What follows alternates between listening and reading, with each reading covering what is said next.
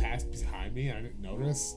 This is back when like I had like fucking 3 different jobs at my work. And I was just like, man, I'm being passed around like a drunk girl at a frat party.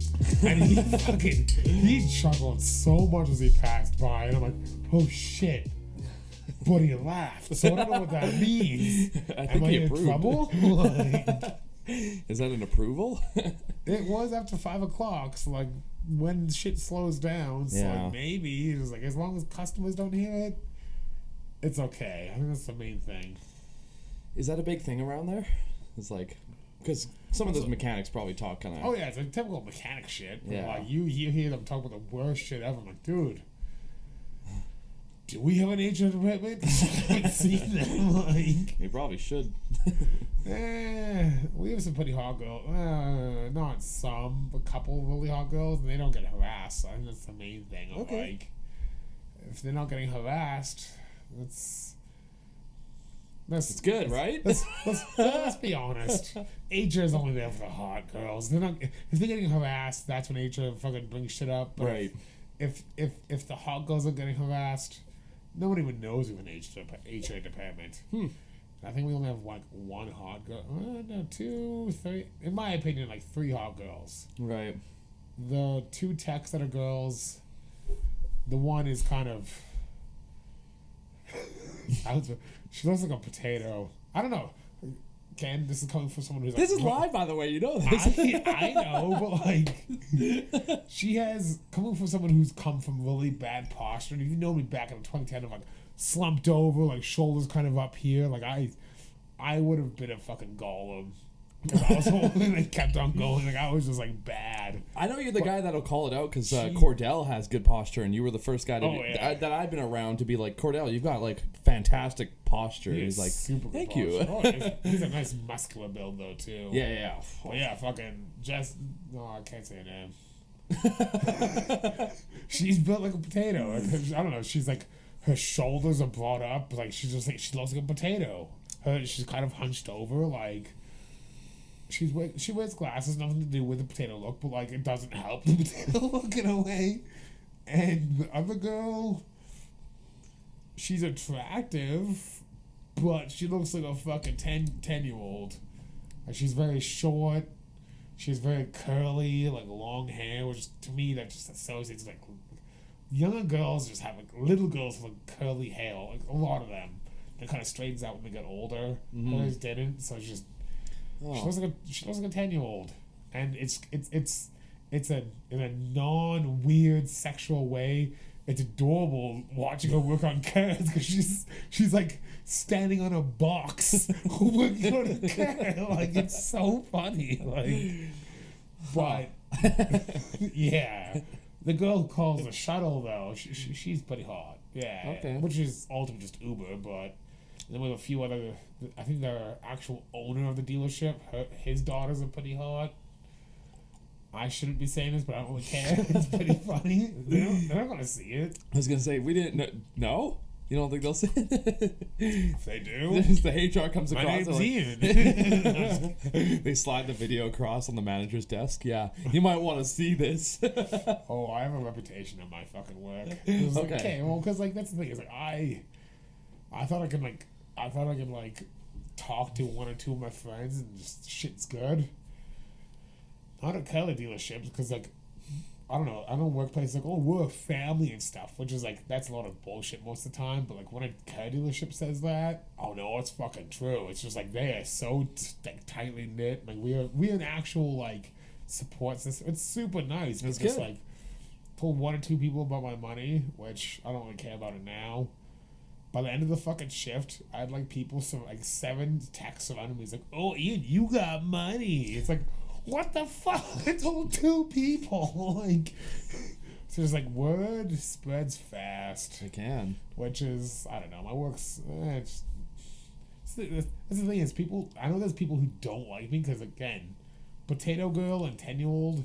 They're in the group of people who don't like me. We gotta make a new name for a 10-year-old. No. I guess. Oh gosh. They don't like me because, like, I don't know. Just ever since I started, they just. I know I'm socially awkward. I'm 100%. I'm not medically diagnosed, but I'm pretty sure I'm on the spectrum of autism.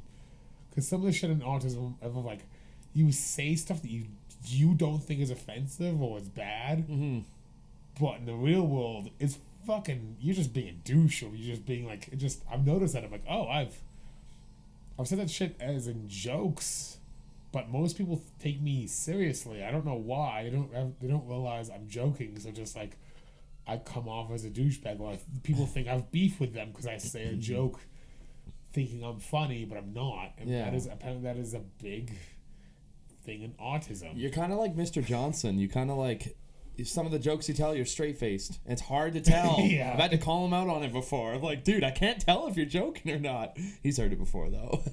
But love you, Kyle. Okay, this is literally because I was just taking a pee like 5 minutes ago, but like, I was thinking about it, like, musically, this does make sense though, because like musically, ever since I heard, not ever since, but that was the main album that I talk backwards. By the way, I kind of go backwards in my conversation, so that's what I'm just saying. But it was since the Tom, Mick, and Travis show, the live Blink-182 album. That was the album that didn't make me. I was already in love with Blink-182 from that, but before that, because of my older brother. But since that album, that's the album that made me realize I want to play in a band. It sounds like fucking fun. But I think because of their banter on stage, and I think that's the thing, is like, I think I'm a comedian. Yeah. I could be a comedian, honestly, if I really, really tried. If I really put my mind to it, I probably could be a good stand-up comedian, because like, I have some delivery things to work on, because I have delivery issues of, I can make funny things unfunny because of my delivery. So I have to work on that. But like, I could be funny if I wanted to be. But I think it's because I've looked at Tom DeLonge for so fucking long. It's 100% what it is. Like, that guy takes nothing seriously. So I'm like, I think I'm trying to be Tom DeLonge 2.0, I think. Because I take nothing seriously. I think everything's a joke. Everything's just like, everything's a joke. Well, that's not like necessarily bad. Like, no, not at all. But it's just that is what I've noticed. I am trying to be like him. Maybe that's what I'm trying to be like. Maybe. Are you okay with that? He's funny. He's charismatic. Yeah. I'm not very charismatic, but I could be. You could be. Very well could be. I come off as a douchebag, like I said. Just like a lot of people think I'm just like not joking. That's the problem. Is like, I think it's time and placement too of your jokes, because sometimes I'm like, Ian, man, like, shut up, bro. And that is called trauma. That is from trauma, 100%. Yeah. So I don't know. Just again, trauma is like me. I take it as, again, I don't want things to be serious. I don't want things to be like, oh shit, we have to be. I don't know. Just so in dark times, I try to make a joke, which is not appropriate a lot of times.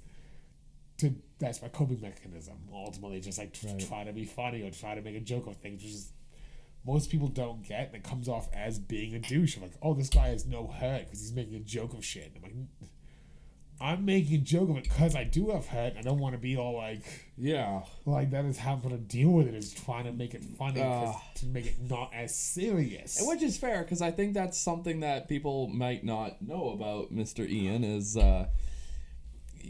when it's a serious situation, you can be pretty serious, but like, I've never taken you to be too serious, so that's how I know your humor. But some people they don't know that about you, and then you'll say a joke, and I'm like, man, like, it's hilarious, but dude, like, these people don't know you, bro. I'm doing it for you, AJ. That's all I'm doing was you. Well, that's the thing, is just like, maybe that's the thing to me, that's the thing of comedy, is just like, okay, I think the thing that ruined me, and the trend that ruined me, is people being like, oh, that's savage, and trying to be as savage as possible. I think that's what ruined me, because I'm trying to be as savage as possible, and that trend is over and dead, but I've kept on going, so people think I'm a douche, because I'm just like, being a savage, I guess. I don't know. Ian's like, I liked that trend, so I kept going with it. Which is alright. I mean, it is you. No, from now on out, I will be the planker. I will plank. No, I'm just kidding. That's a lot of core work. I don't have core work. I work on my core. Oh, okay. Well, everything's a stepping stone, you know. We're getting there. Pretty much, ultimately. But yeah, it's so if you see me and I'm joking about random shit that shouldn't be joked about, I am only joking. Because I'm actually feeling it. That is when you know I'm actually feeling it. It's because I'm joking about it. If I'm not joking about it, this is actually being like a weird, serious person right now. If I'm not joking about it, I can't connect with it, which is weird to say, but that's the gist of it. If Do you stay quiet on those situations then? In a way, yeah. Okay. It's like I just don't connect with it. I don't feel anything towards it. But if I am joking about it, that's when you know. It's like, oh shit, Ian's like... He has some compassion towards it because that's how I'm coping with it. It's just humor. Even if it doesn't come off as that. Exactly.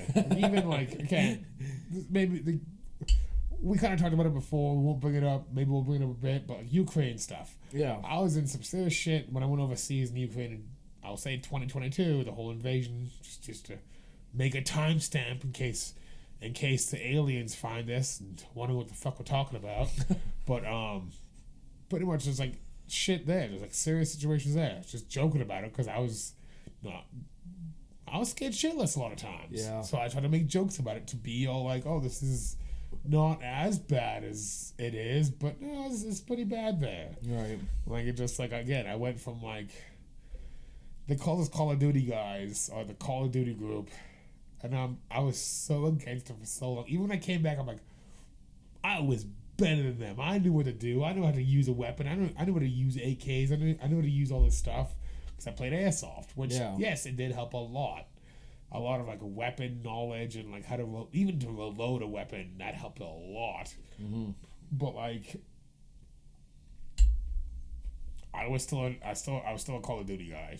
I was still like, I had no actual training. I was still just like, went from playing Warzone to being in an actual war zone. Yeah. Like I was making money off of Call of Duty 2 before I went to that. That is the funniest thing. I was the epitome of the Call of Duty guy.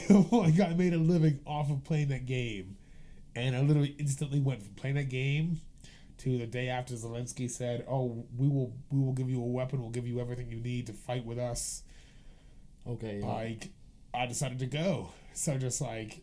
It was I don't know. It was again the epitome of Call of Duty guy. So which I have to finally accept that. But like that definitely messed me up quite a lot. And again, we were talking about this before, but like the whole adrenaline thing and stuff, and like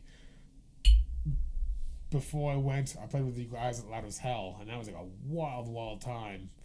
Like, I went on, obviously you guys had some tech issues with the sun and the laptop and shit, like, but the last song, Vices, when I came on stage, things were good, the tech was good, the guitars were good, so we fucking went off, like, all of us went off, and, like, I had a great time. I was fucking super energetic. I was around the whole, that's the thing, if you know me before, I guess I'll say, Ukraine. I will have Ukraine as a timestamp in a way, or a time mark. If you know me before that, I was filling the stage so much, super energetic, just walking back and forth, just because like I grew up on the whole Avenue Theater stage, which that stage was fucking 50 feet long. So the local band had to fill out a 50-foot long stage.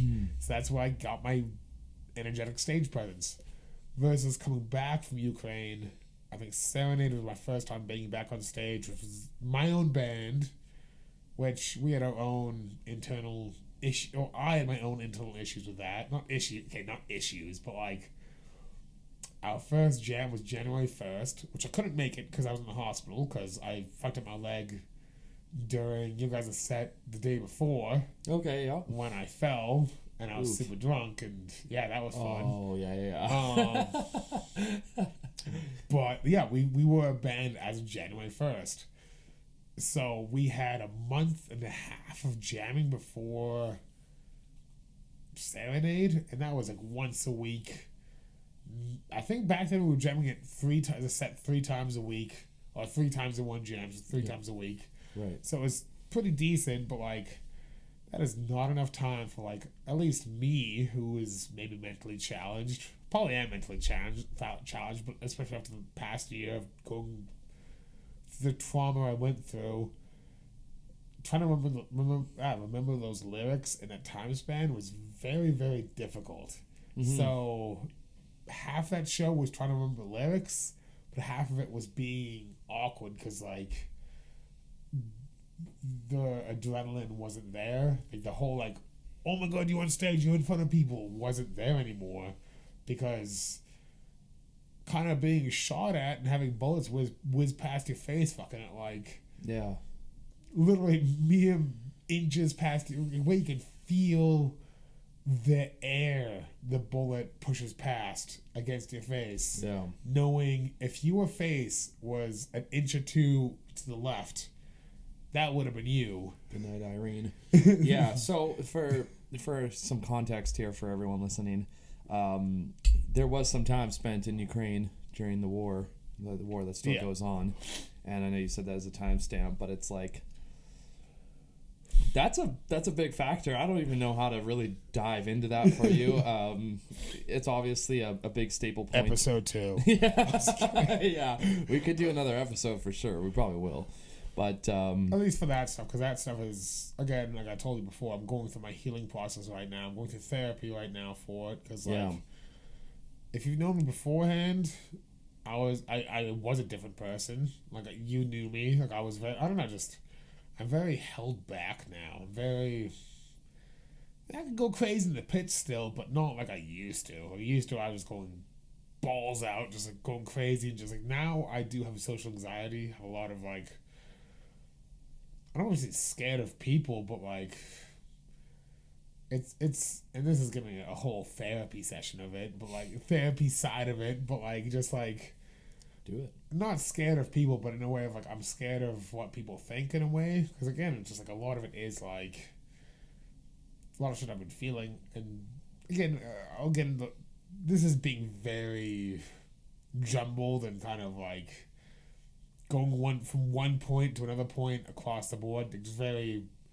not complicated, but like the whole adrenaline thing is one thing of like I get bursts of adrenaline I don't know what to do with, and that sometimes can come out in anger, but I suppress that a lot. As AJ said before we were recording, he's never seen that because I suppress it a lot. I only do it around myself. Like I told him, my neighbors know I fucking have anger issues. They fully know it, but they know. Do you have a punching bag?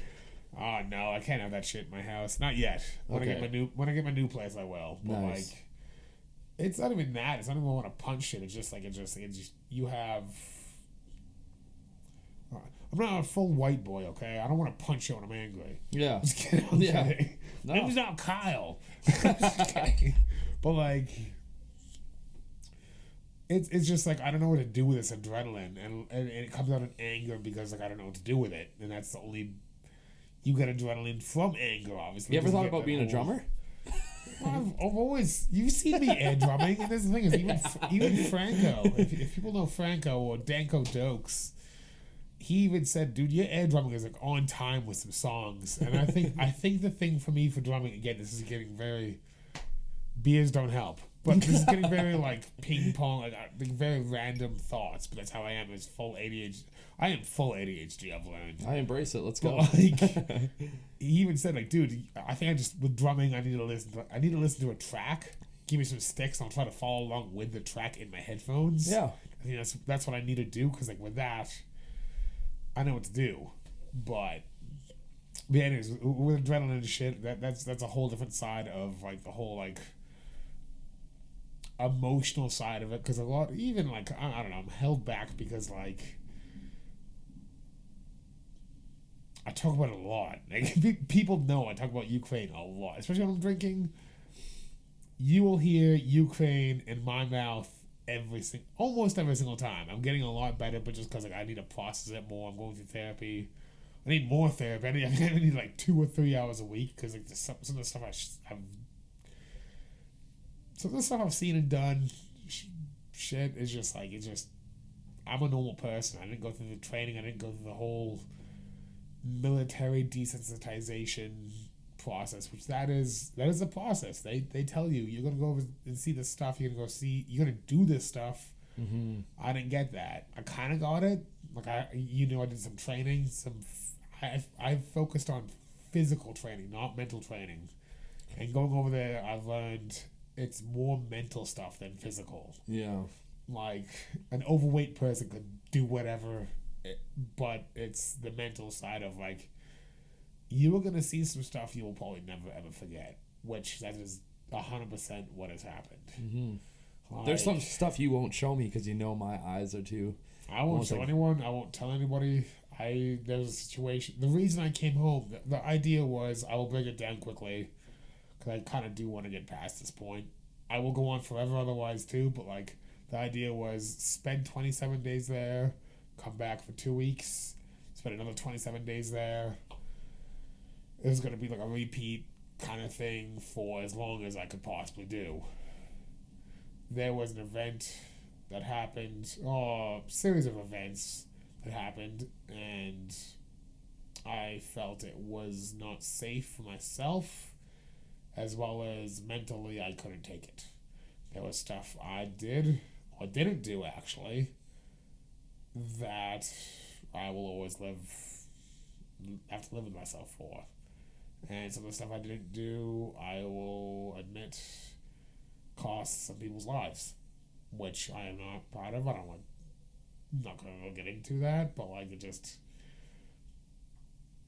that's always going to stick with me all the time. It's that hesitation of like, oh, I should have done this, or I should have done that when I came home, and that was kind of what is eating me alive in a way. This is maybe getting too personal. Maybe too personal for your podcast, but I really don't care. But Go hard. I don't give a fuck. I think that's why I'm kind of held back nowadays. So that's why I'm missing a lot of shows. There's been a lot of good shows the past little bit that I've just like, maybe some because I was tired with work too, but like a lot of it is just like I have this social anxiety of like, oh, maybe people don't want to see me there, or people don't want me there because of so and so. Because I have lost a lot of friends of like my one, honestly, best friend.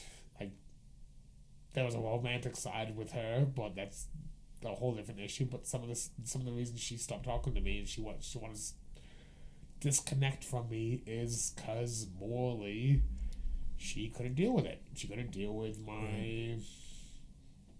She's an overthinker like me though too. But she knows exactly what I did there, and that is partly why she morally couldn't be friends with me anymore. She appreciates the hurt and the courage I showed by going over there, but she morally couldn't be friends with me anymore, which that sucked. Yeah. That sucked a lot. Which I found is quite normal in, I don't want to say soldiers' lives, but that is kind of what I am, or was. I want to say was, because I am not a soldier. I am not a trained soldier. I participated in something I probably shouldn't have, but it's just where my heart was. I have, again, ping pong of random shit, but the reason I went there to begin with is because I have a lot of friends there. Quite a lot of friends there. There were missions trips with my church that went there. Like pretty much, there was a yearly Ukraine missions trip with my church. Every single year we went there. That is where I learned a lot of stuff about Ukraine, met a lot of friends. First, the joke was ultimately, when this whole war is done, I will use an actual toilet. Because I've never used an actual toilet there. It's all been... If you played Call of Duty or anything in Russia, even in Russia, just communist area of that area, a lot of places don't have toilets. It's like a grate with where you put your feet and like a hole, so you have to like squat over and like do your business. So that's the goal. Use a real toilet when this is use a real toilet in Ukraine. So just it just shit like that. So that's probably why I went, is just those friends. I had a friend and his wife, while they were laying in bed, killed the very first night of the invasion. That's the main reason why I'm like, I gotta go. I see. Yeah. Because I sat there for like 2 hours in my apartment thinking, what if that was me? What if that was me and my cats laying in my bed, and just a random missile or rocket hit my place and just boom, I wasn't there anymore? How is that fair? So that's kind of why. And you saw me for months, like just like ready, just like. That's where my heart lied. But that is kind of where a lot of my shit kind of downfall is, because like coming back from it, I'm not the same. I'll never be the same. But like musically, that's why I'm stoked lately, is because like the past little bit, like, coming back again, very sidetracked. I was trying to get back to the serenade. Yeah. It's very awkward on stage, very robotic, very like. People thought that's my first time on stage, because like, oh, you were very shy and you didn't know what you're doing. I'm like, yo, I know what the fuck I'm doing. I just been through a lot, yo. Exactly. You don't even know. The adrenaline wasn't there, which whoever's a musician knows exactly what I'm talking about. That adrenaline of being on stage. Mm-hmm. That's what you guys live for. But it wasn't there. It wasn't fulfilling my adrenaline level.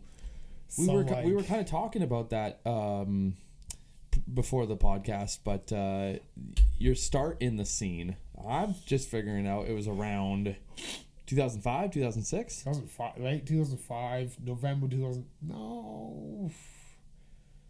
Yeah, no, November 2005, November 7th, 2005. It's a show at the Orange Hall, which was in this White Ave. If you know the place, Steel Wheels. It's right behind there. It's kind of, it's a very, if you know White Ave in Edmonton, you know where the Orange Hall is, but there was hardcore shows there. Hardcore punk shows, and they were grungy. They were violent. They got very violent and stuff. Typical, like, I think the Orange Hall shows were the reason a lot of bands who come through here call out Edmonton hardcore, is because of those shows. Okay. So that's why like Despise.com is like, we want it. Okay, no, Despise.com that's a different thing. That's a whole different situation. But like other bands, like even what was the last band I saw? Well, you were there recently. Not the last band I saw. Okay. But the last band I remember calling out Edmonton. I think it was Stick to Your Guns. Okay. Because I think they played the Orange Hall when they were smaller. They were still pretty big, but smaller. Yeah. Like, we had a reputation of like just wild, violent quotations. When did they play there? 2006, probably. So when they were super like just busting out. Kinda, One of their first like whole like North American tours or whatever. So just it was a very long time ago. But, yeah. Like, we were known as like, if you're a hardcore band, you had to stop in Edmonton and Calgary because you would get a huge response. Okay, one of Edmonton's OGs, I can say now. Can I say that? Fuck you, Cole Green. No, I'm kidding. I told them I almost took offense to that because like you called him an Edmonton OG, and I'm like, bro, how's the shows when he was in diapers? No, I'm just kidding. I did have a crush on his sister. His sister's hot. Well, Megan Green just goes out. I'm just kidding. Oh. That sounds so creepy. This is live, dude. I don't edit any of this shit. God. I know. Okay, anyway. We all went to school with each other. My sister was Megan's friend for a while. I took my sister and Megan to a Stereos signing in West Ed. Oh shit! So yeah, that's how far that goes back. Like, holy fuck, Stereos. Yeah, well, aren't they still kind of performing? Kind of. If you know fucking Stallard. Yeah. That's Mike's brother on guitar. The vocalist. Oh, okay. And he wants no one to know about it. He's so embarrassed about it. He's like, he doesn't say it to anybody. But if you know, you know. Okay, and well, now you everyone know. knows. Now you know. The dude on guitar, I think he's lead guitarist in Stereos, is Mike from Stallard. What's his last name? It's been a while. Vocalist from Stallard. That's his brother. And he's ashamed of him. Ashamed. But both are like pretty awesome bands in their own rights, you know? Oh, like, yeah, exactly. But I think Mike stopped playing music to go aspired to be a WWE wrestler. in Really? Calgary. Yeah, 100%. Oh shit. There was like a wrestling school in Calgary. He moved to Calgary, went to pursue that and stuff. So like he tried to be a WWE wrestler. I don't think it panned out, but like you gotta give it a shot. exactly, he gave it a shot. That's Yeah. exactly what happened. So Stallard, how long were they around for? Long time. 2010 at least. Till Maybe 2015? no. 2014? The downfall of Raised Fist ultimately, to be honest. Oh, okay. So 2015, 2016? Was it? I'd say. They were still hosting shows around Alright, then. fair enough. I think that last show was Bermuda. They did a big show, like a touring band show. It was Bermuda and another like beat down band at Rendezvous. So I was at the show because Bermuda's fucking sick. Yeah. But like, yeah. But Ryan knew how to get the big bands through too. It was 2014 because I think I still had my 50Z. No. Oh, shit. Did I? No. Shit, this is 2015 because I had my It's before I was in the scene. I had my 50Z until 2014, like end of 2014. Someone T-boned me. Rest in peace. And I think, this is so hard to think. That was a sick car, bro. I had my G35 after that, like a month after that, just same car pretty much, but gray. Yeah. I think he did the Vela Mayer show at Pawn Shop. I don't think it was with Raised Fist, but I think he did that. I think. Fuck, I can't remember now. It wasn't through Raised Fist? No, because he did Pawn Shop stuff. Yeah. Remember for a while, and that wasn't Raised Fist. Yeah, I'd say probably early 2015, maybe late 2014, end of Raised Fist. Okay. So, yeah, they were up until that point, so that makes sense. So, sick. but, well, just like stemming back to like you being in the scene around that time, and then you've been around since. We're coming up almost on 20 years, bro. Like, I guess so, shit. yeah, after next year. Yeah, I was going to say. 20 years. So the next step from Orange Hall was Avenue Theater, or Avenue Skate Park at that point. And that was the best. Like, shit, if you went to the Avenue Skate Park days, you missed out. Those were the best. Even, I said Despised.con before, this is when Despised.con came into the picture. Because they were on tour in 2007 for their album tour. It was a big tour for them, their first headlining tour. They played Avenue Skate Park in that fucking half pipe. And in their DVD of that tour, they even said, dude, our favorite show ever was in Edmonton in that half pipe. Yeah. Like, they were, oh man. And I was in that fucking video. You can see me. You can see me in the crowd. I'm like, dude, Nice. I look like a fucking loser, but like, I had no style back then, no riz, but like, you could see me. I had those stupid, like... Did you have your glasses then, too? I had my glasses, my big foofy hair. It was Okay. gross. It's different. But yeah, fucking... From that, it went, still Avenue Skate Park. I think randomly in 2009, that's when they changed it to Avenue Theater, because like no one was really skating there anymore. Right. They put a giant stage, literally, like I said, 50 foot long stage over their bowl. And that's what was underneath the bowl. So if you fell through the stage, you were falling a long drop, because it wasn't just the fucking, I think it was a 5 foot tall stage. So you'd fall that 5 feet plus the 9 feet of the bowl. So you were falling. They didn't like do feet. anything underneath the stage? No, it was just stage on top of the fucking bowl. Whoa. So if you fell off the stage, you were falling a decent height. Yeah. You were breaking a leg or two. Yeah, no doubt. So, oh my god. But it was that was the good times. Like that was like, I don't know, to me, since I was introduced to a few people in the hardcore scene, not just because there was a whole like Christian side of stuff back then, because it was the 2010s, and you know how Christian hardcore was top shit back then, Under Oath and stuff, and Hates the Day and all that. Yeah. So like, let's go. before that, I was just going to shows just because I'm like, oh, that's cool, this show. My schoolmates, because the thing is, my schoolmates took me to my first show.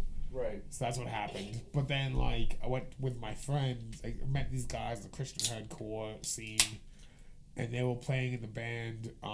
Back then, they were a punk band, punk in a way, punk hardcore called Die Daily. Okay. Then they became as Bulls as Lions. Oh, okay. It was a split between as Bulls as Lions and guys from the other band, This Very Day. Yeah, which they were signed. I remember that band. Yeah, Jeff Yeah. and Daniel from This Very Day, and then James from fucking Die Daily, and then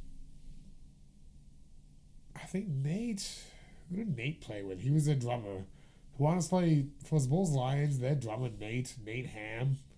No offense to you, but like he's a very technical drummer. Like he listens to black metal. Like he's that kind of drummer. Just like he's probably the most talented musician of that group as Bulls Lions. So it just went from that, and then of course Avenue Theater had a weird changeover. I think they didn't want to. It was fucking weird. I don't know why they did this. They built a second stage on the other side of the fucking place, ultimately, where the sound booth used to be. And then they put the sound booth on the 50-foot side stage and put a railing on it so people could watch from there. So it was like a smaller stage, which I kind of got, but I don't know, it was just weird. I don't know, I didn't like it. I like the 50-foot stage. I like the big stage. Right. I don't know why, but like, I don't know, the smaller Avenue stage was kind of weird. Still good shows, really good shows. That was like Deadbeat. Like if you know Dom and Papa Phil back in the day, that was their band, Deadbeat. MVCP was kind of still around. Fuck, there was some. Oh, okay, yeah. I was thinking like, wait, Vespertine Battle Scene was around, but no, they played a reunion show on the small stage of Avenue. That's why I remember them playing that. And that was Justin Muscoby's band, who's the drummer for fucking False Body. So yeah, she goes back a long time. I remember like being 14, drinking booze behind the abandoned Dairy Queen parking lot. Or behind the abandoned Dairy Queen in general, across the street from Avenue. That's why you had to go drink booze. Yeah. There's like random pockets of people drinking. Like random groups of people just drinking there. They didn't interact with each other. They were just like, oh, we're just here to drink. Yeah. Stay out of our group. It was... Huh.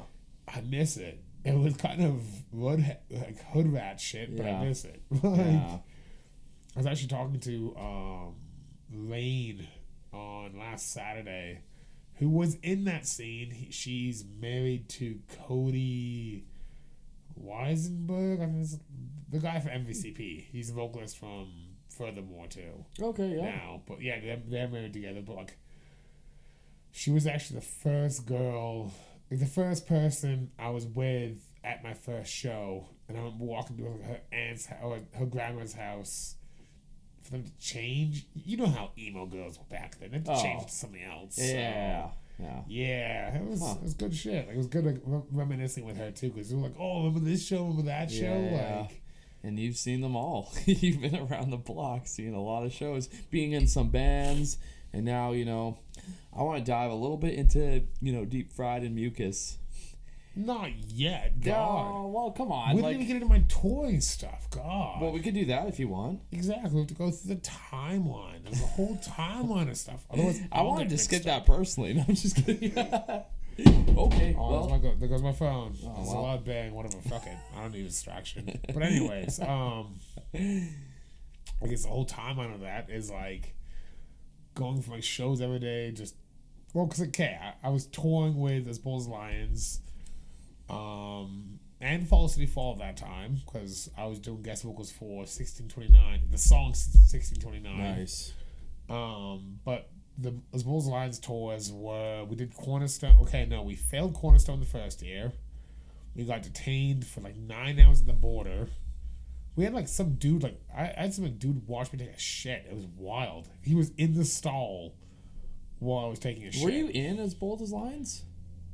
Officially, for the last little bit for vocals, yes, but I was doing merch for them mostly. Right. Other than that, so Okay. this is like doing merch for them, being their unofficial sixth. It's like you guys. I'm unofficial sixth member. I'm just like I'm there to do everything else. Okay. So you failed Cornerstone the first year. What does that mean? You guys didn't play that show? Well, we paid to be on the stage. We paid for a bunch of stuff, but we had no visas. So even if you're not being paid for the show, they're like, "Well, we have no visas. We can't let you go." It's like, well, Ooh. we literally had the Cornerstone organizer email them, telling them, As Bold as Lions is earning zero money. They have paid themselves to play on the stage. They are making no income. That's the gist of it. And they're still saying, "Nope, you can't go." So we got blacklisted from the States for like 11 days. Ooh. The span of the Cornerstone Festival. Right. So even if we tried to fly, they'd be like, "Yeah, you can't go. You're blacklisted." Yeah. I'm like, holy fuck! Like, Okay, so that tour went just through Canada then? what do you mean? The one that you didn't go to Cornerstone. Because did you guys eventually go to Cornerstone? Oh yeah, the year after. Yeah. But the funny thing is too, this was our second attempt into the States. The first attempt was an actual full tour with the band to Speak of Wolves. Okay. But again, we had no visas. We went to the Saskatchewan border crossing, or we tried to. We deleted everything offline, or we thought everything offline, until we realized, oh, these border guards are super thorough. They found on the Speak of Wolves tour site one of their like record people, whatever, posted on the tour dates. They found those because we told, I guess we told the border we were going to New York to go record. Yeah. So we weren't playing shows, and that was allowed. Yeah. But of course, since they did a bunch of searching, they found the tour dates. Like, oh, you're playing a bunch of these shows. Like, Oof. they denied us. Yeah, that was a pretty devastating feeling. I remember being in the Boston Pizza in York. Is it Yorkton? Yorkton, I think it's yeah. Yorkton. Just feeling shitty and devastated. It's like, bro, we were this close. They were about to let us through. Then they just found us tour dates. Yeah. So that was our first attempt. Second attempt again, we were detained for fucking 9 hours. Literally like in a room, not like handcuffed, but like in a room, couldn't leave it. If we used the bathroom, they had to literally watch us, because again, if we were throwing out anything, we shouldn't. So that was a fun experience, which was funny because, like, again, being sidetracked, maybe this being too personal because I haven't really told anyone. AJ podcast exclusive. Ooh. This sounds awful, and this is not who I am anymore. But back then, I had very bad trouble sleeping because my dad just passed away like a year before that. I see. Just bad insomnia. The thing that was helping me fall asleep was pain meds. My friend was getting into it and stuff, and he's like, "Oh, have this," and I'm like, "Oh, this just makes me sleepy." So I'm like, "Oh, I'll bring a few of these with me because it'll help me fall asleep on this giant, like, week-long fucking festival." About like 10 kilometers before the border, that's when I realized I have illegal drugs on me. I have illegal drugs in Ziploc bags, and we are going over an international border. I have to get rid of these ASAP. So, like, of course, I was with a Christian group too. Obviously I was hiding it because, like, I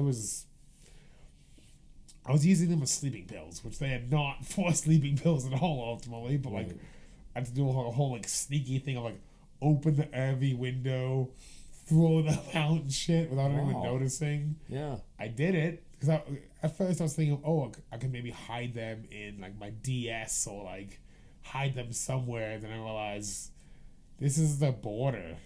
This is exactly what they're looking for. This is exactly what they're looking for. So, yeah, threw them out the window, like, opened the window quickly, threw them out. It was almost like a scene of a movie.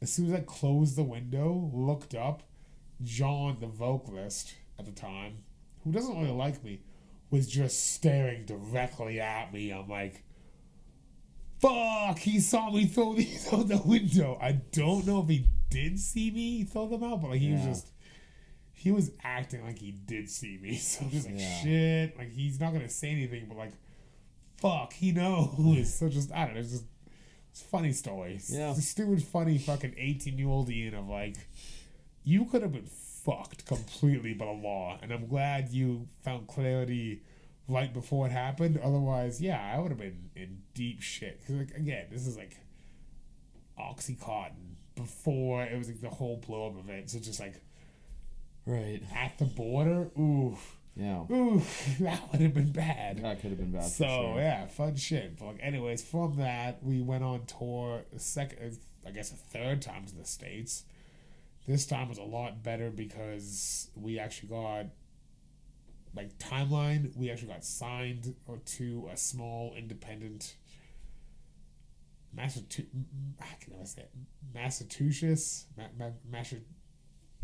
The stupid state. That stupid state from the States. That Massachusetts.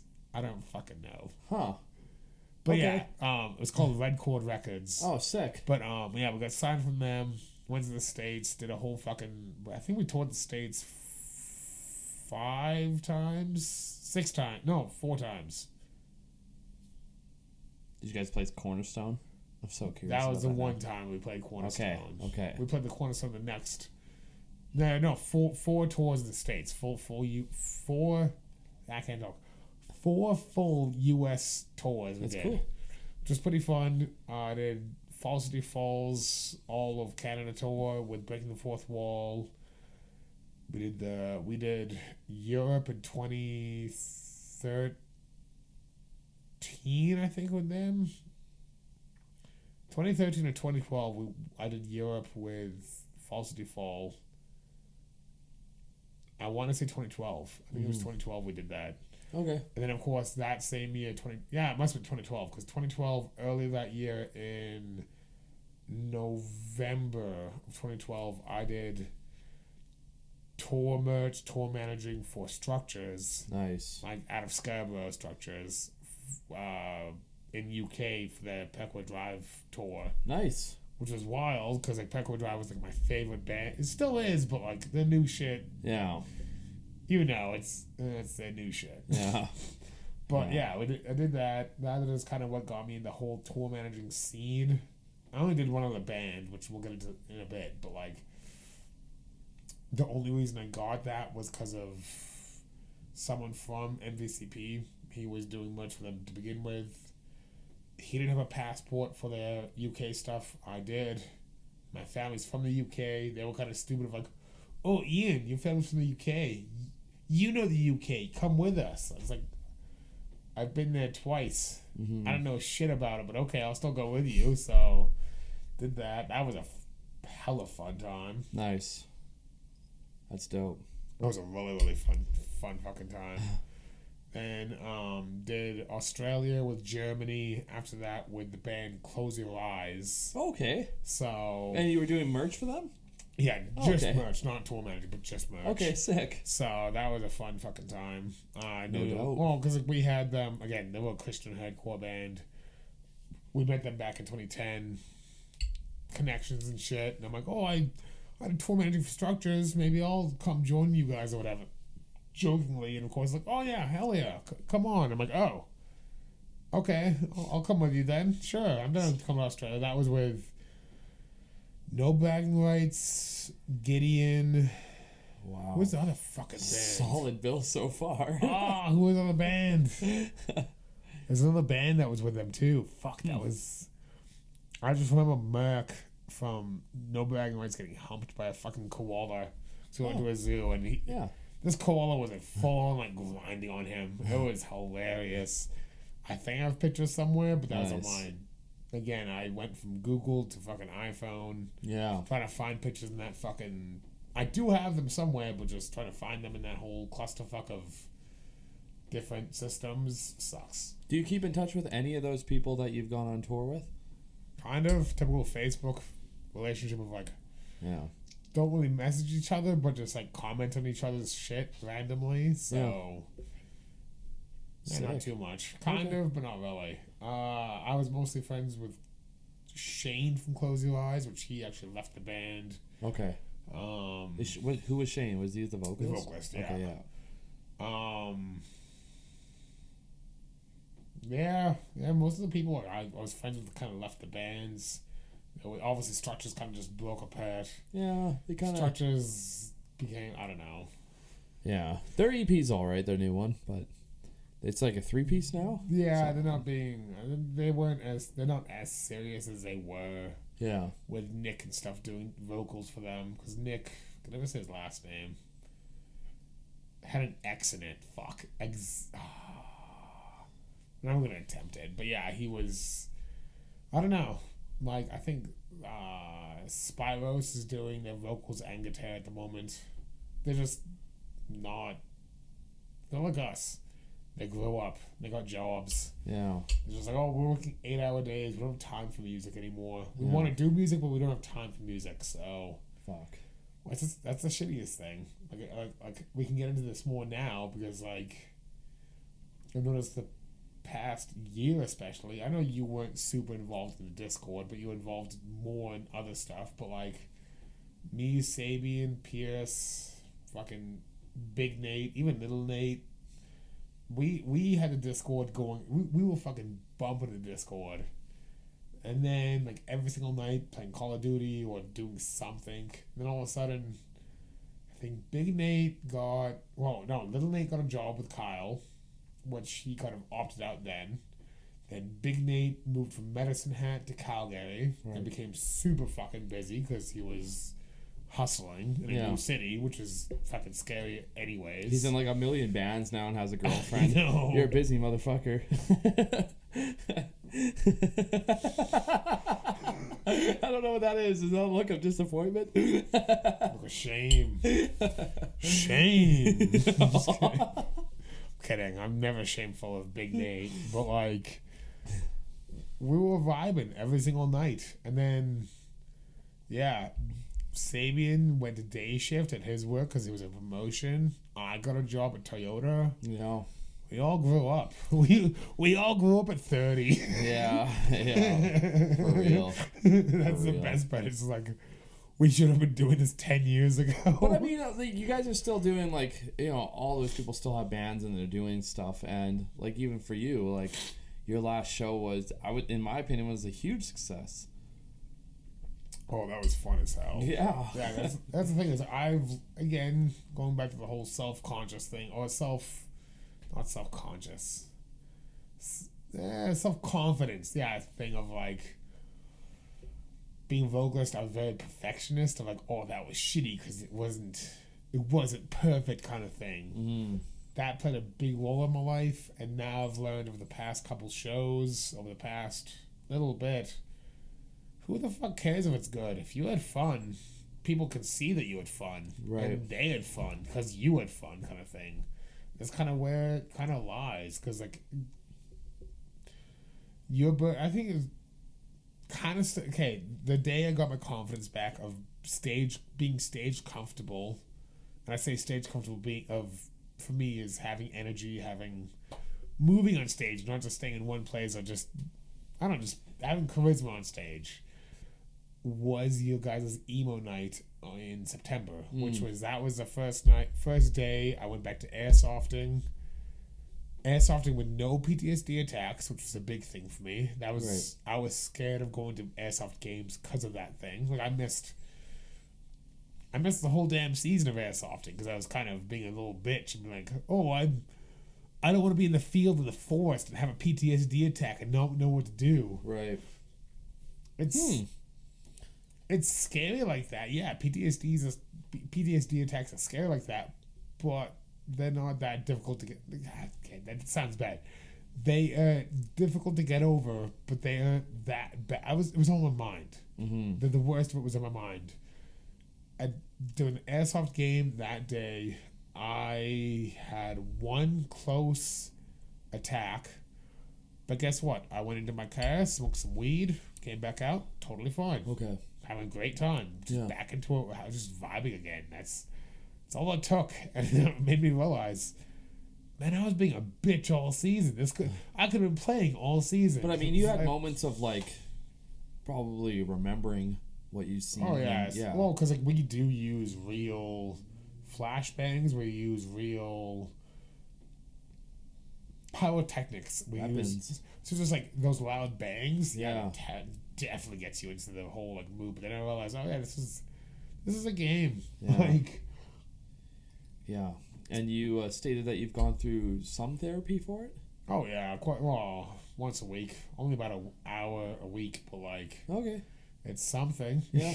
Yeah. I need a little bit more than that, but you know, it's getting there. It's with a therapist who is from Eastern Ukraine, so she knows.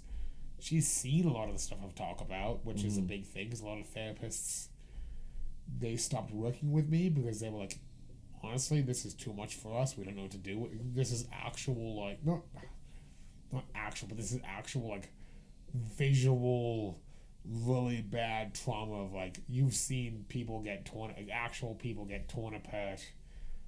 We don't know how to handle this properly. We're used to like families fighting or like children disagreeing with their parents. They're not used to like actual like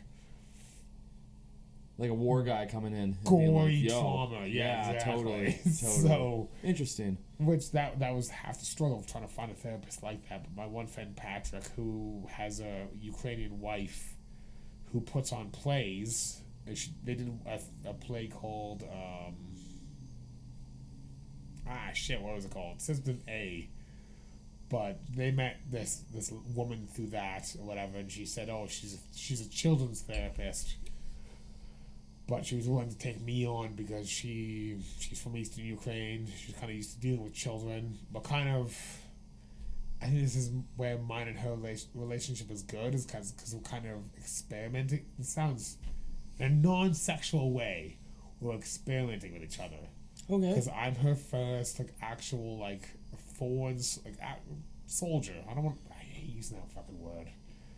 A foreign soldier client. Okay. And she's my first actual therapist who gets stuff in a way, so we're vibing off each other in a way. So it's good. Nice. She's a little bit younger too. I think she's like mid-30s. She has a husband, but like we get along very well. And she knows exactly what I'm talking about, where I'm talking about, which helps a lot, but like that's a big help and stuff. Mm-hmm. So yeah. But yeah, getting back to the whole shit, what were we talking about?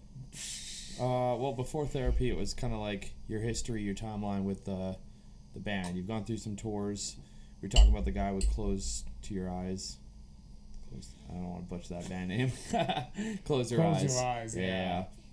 Oops. My bad. Yeah, but with that, yeah, no, just dude, back on track. My whole ADHD brain, fucking the whole me, Nate, Sabian, Discord shit kind of stuff. Just like,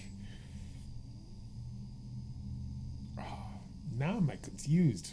Cause we had something going and now we lost it. Oh, whatever. Okay, so you guys are just like you got jobs and now you're growing up and that's just kind of life, Like you've hit except little Nate. Yes. No, I was going somewhere with you stuff. were going somewhere yes, with it. with the whole like emo night stuff. That was Okay. the first day, okay, because the whole like, you brought in the whole therapist shit, which threw me off because I'm like, let's go somewhere with that shit. Oh, I see. Yeah, my bad. It's all good. It's all good. Yeah, that day was the first day I realized I could do airsoft without worrying about going into an attack. I just have to take some time off, go to my car, do my thing, no matter what it is. Drink some beer, smoke some weed, whatever. Indulge in the good shit, but like just. Which got me fucking stoked. Like I was so happy at the end of it. I made a few friends who understood my shit because one of them is an EMT, like a full-on EMT who's like. He told me a story of like he searched for like 6 hours, no joke, 6 hours on the side of the highway, looking for a dude's head until they had to call. Okay, it just got obliterated. Yeah. Which that Jesus. car accidents. That is what happens. That is what happens. So I'm like, oh, okay, this guy knows what's up. Like this guy's seen the same stuff I've done. So me and him get along quite well. I actually still message him quite a lot. But that was the same day as the emo night that you guys played in September. Mm-hmm. So I rushed home, got ready, had some me time, obviously relaxed. Then got myself hyped up to go to your other show. Then you'll get a show. That was the first on stage time I did for Vices, where just like I felt the same adrenaline I did back that I did in Loud as Hell, where I just went absolute ape shit. Where just like I felt it, I felt good, like knocked over that stand on me. Yeah, I fixed it. Yeah, respect. On the video, I fixed it, but yeah, I felt it finally, and that meant a lot. That was I don't know. I don't show my emotions too much. I show some, but like not fully what it means to me. But that day, especially because of that, meant a lot because it showed me, oh, I'm back. Yeah. I'm back to how I used to be. Yeah. Which, going through the shit I did overseas, I never thought would come back. So I'm like, oh, fuck. I'm going to keep going on with this. So, obviously, from that show, we played your birthday party, which I was off for different reasons. I was off because I was sick. I was getting over sickness, which I was very, very nervous about. But second of all, I think it was mostly being sick. Second of all, I was probably still trying to remember the lyrics of our songs because I didn't write them, and that is a big thing for me. Is if I didn't write the lyrics, it's really hard for me to remember them, especially because we are like Cannibal Corpse. Our lyrics are very gory. Yeah, they jive with me 100%, but like it's maybe some flashbacks of Ukraine stuff. That's why it's kind of. Have to force it to be in me of just like, okay, I have to remember this shit, dude. Like, what are you doing? So I think that's why it's hard for me to remember these lyrics, which is all good. It's still coming from the head of our guitarist who writes all the songs and stuff. It's his not past experiences because like some of our songs are pretty fucked up, but like it's pretty much. It's telling a story. Our first song is it's about a schizophrenic dude, which that's kind of what the whole thing is about, is a schizophrenic dude who starts hearing shit, like, but it comes from Dakota's, he pretty much walked in on one of his, again, gruesome details, one of his friends, I don't know if he died or killed himself, I think he just died. Oh, shit. He was the one to find him. Yeah. After days of being just sitting there, which is, if you've seen a corpse and you've seen like a few days of it just sitting there, it's not a pretty sight. So just a lot of it comes from that. That's why it's hard for me to remember these lyrics, because it hits hard for me too. Like we have a whole song about. Pretty much about war, like Bodies of the Forgotten, which is kind of funny, not funny, from my side of funny, I'm like, oh, it's not ha-ha funny, but weird funny. Yeah. Dakota got it right. The lyrics he wrote for that is just like, wow, if I could put this even as a Russian, put this compared to a Russian soldier, it would match up totally. Of just like, Dude, you're here, and okay, it's more complicated than this, but you kind of chose to be here. You chose to invade this land.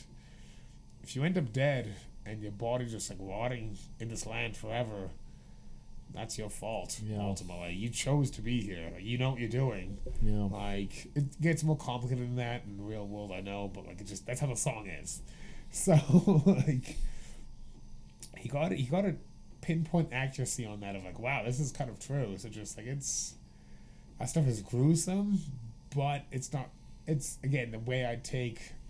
I guess we're going full circle now. Of like, I take it as humor. Yeah, like, gruesome shit is not humorous to me, but I will make it humorous to me so I can deal with it better. Kind of thing. That is ultimately what our band is. Yeah. Like deep fried and mucus. Like, well, I keep hitting your fucking blinds. Maybe we're sitting too close. I know. We're gonna move over a little bit. Yeah. But yeah, fucking. That's kind of how we are. Just, we're trying to be gruesome, but funny in a way. Right. I guess in a way nowadays, kind of like the whole, like, Cannibal Corpse has always been gruesome, but like the whole video of like the security guards of like, this song is about shooting blood out my cock. And the security guards are like, Oh my god. what the fuck am I into right now? It's like that of like, we're trying to be funny, but like kind of gross at the same time. When you picked up the wrong gig on Indeed. Yo, totally. Why is that not the caption for that video? That's fucking hilarious. Yeah. His eyes are like, dude, what the fuck Yo, is I setting myself up for? I literally watched that yesterday morning. I was like, oh, this is kind of like, these guys don't want to be here. Well, I don't know. Security guard videos are funny because like, there's that one of Acacia. I think it was Acacia strain, and the dude just starts getting into it. He's like, dude, this is sick. And you Yeah. could tell he's okay. I almost need to show you this.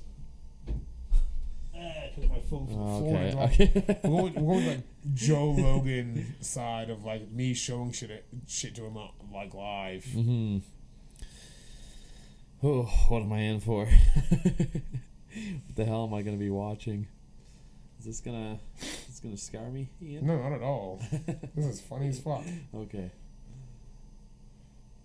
Oh no, that's not that one. It's somewhere in there.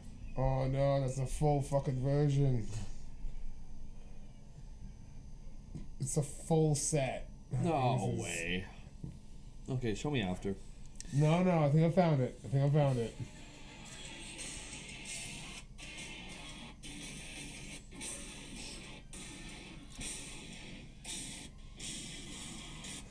And the security guy's into it, eh? Okay.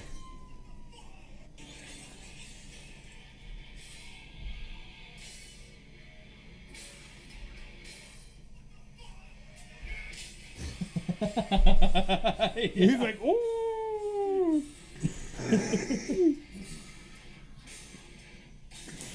That's awesome. The point of was like, ooh, that's a good breakdown. And he's Yeah. like, okay, I'm gonna start headbanging because this is fucking sick. Totally. I love how YouTube as a whole, like, it shows, like, here, I can't explain shit. I have to visually show it. Right. But, like, YouTube has the whole, like, if I start moving the thing, the show highlights. Okay. I love how I found it because that's what the highlight I is. see, yeah. That's what the People are most looking people for it. fucking skip to is that scene. That's awesome. But That guy's face, though. there's been a few. I think. Oh, where is it? Ooh, that's spicy. He literally had the whoo face. Yeah. Even this guy for Chelsea Grin. It's all. I don't want to be this guy, but it's all black guys because it's all Florida. It's all from Florida. Oh. It's always black guys like, dude, this is fucking sick. But again, because they all listen to rap, so not all, but like a lot of them aren't exposed to fucking deathcore and like, yeah, this guy's just like, oh damn.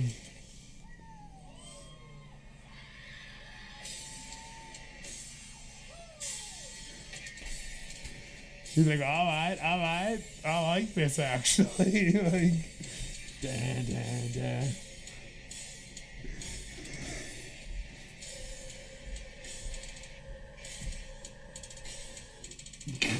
Dude, his reaction.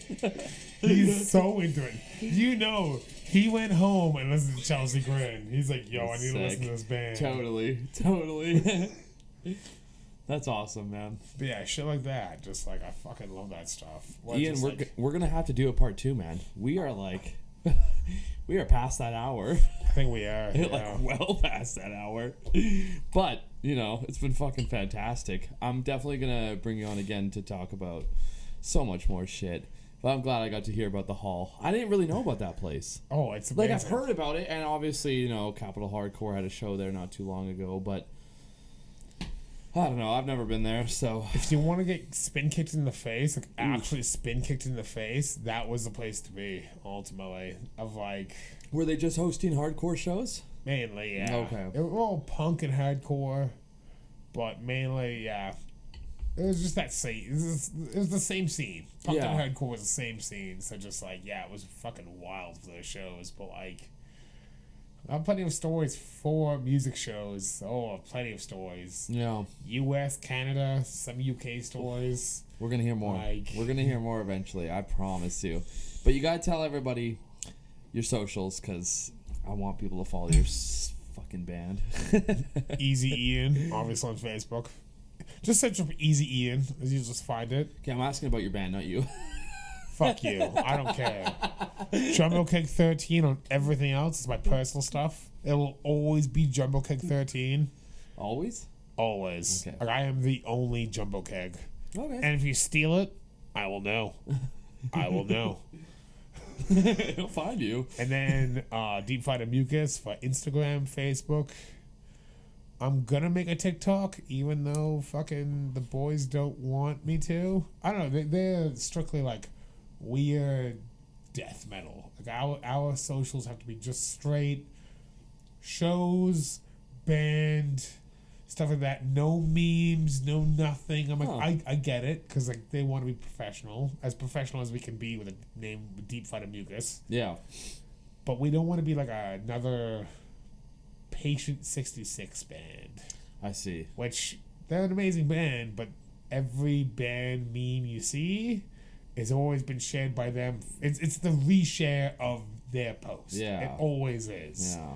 We don't want to be that band. No, so that's fair. probably why we don't want to do that. So it's like, I want to make a TikTok because I have a few good fucking ideas for videos, but I know they don't want to. So I'm like, well, I'll take a creative independence decision and do it myself.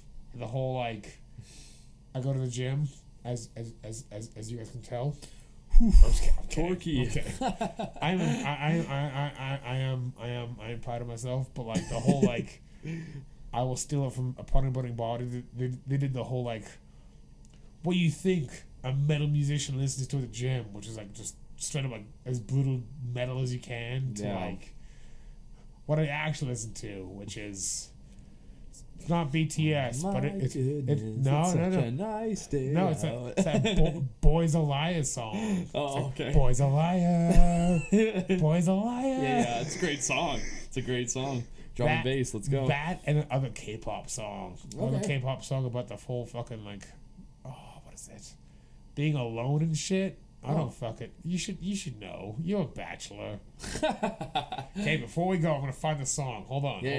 Hold on. You got a minute, let's go. Because you know I have a fucking fuck ton of Facebook reels with it. Oh, that's my cat shit. Because I love my cat shit. You watching some funny cat videos? I always have funny cat videos. That's the shit, dude. That's the stuff you gotta be sharing. Making people happy, seeing funny cat videos. That doesn't make people happy. What makes people happy, Ian? Anime. People love anime. Some people like anime, yeah. What the fuck is this? Dude, I'm telling you, man. Clock's ringing. I'm just kidding, you got time. But, you know. I'm gonna find it. I have so many Facebook reels I saved because I just save all the videos I find funny. Okay. Although sometimes they delete it. They delete their videos. So okay. Oh, there we go. Found it. I found it. This song, Cupid. Oh, okay. That's my jam. Okay. That's how would I know this bachelor life? What are you talking about? You hear these lyrics? Yeah. I'm so feeling good. lonely. That is our theme, dude. Mine and yours. I don't know what you're talking about. Okay, I know. We both have we live in a single room with a Are bathroom. you in a studio? Yeah. Okay, I thought you had a one bedroom. Nope. Okay. Studio with an actual detached kitchen, so it's a little bit nicer than you. I'm just kidding. Oh, oof. It's not nicer than yours. You have a lot nicer kitchenette area. Like I would die for your cupboards, to be honest. My cupboards look cheap as fuck. Oh, okay. Yeah. So. Okay, I'll take it. It's Now a nice we know. compliment. Now we know. Ian, Nux, thank you for hopping on. We'll continue this later. About because freaking time. I've wanted you on for a while. I just had to like line up the schedule. I'm like, I was Ian's coming hoping on the next. first one. I'm like, oh man, I'm gonna be AJ's first. No, it's 18 Destiny. episodes later. Well, 18's coming out soon, but you're gonna be 19, so. I There should you have go. been 13. That's my favorite number. Oh, you're close. 19's the best. Shout out to Nathan, by the way. There you go. Little Nate. That's a shout out. Cool. He's dating Destiny. That's the gospel of the episode. Okay. Destiny and Nathan's a thing. That they are. Yep. And it's hot. Super hot. This is Apureevil. And Ian, again, Deep thank fried you. and mucus. Yeah, check out his band. They're fucking awesome. We have a recording. Oh yeah, that's what we'll go over. On my phone. We're cut off This is a from the mess.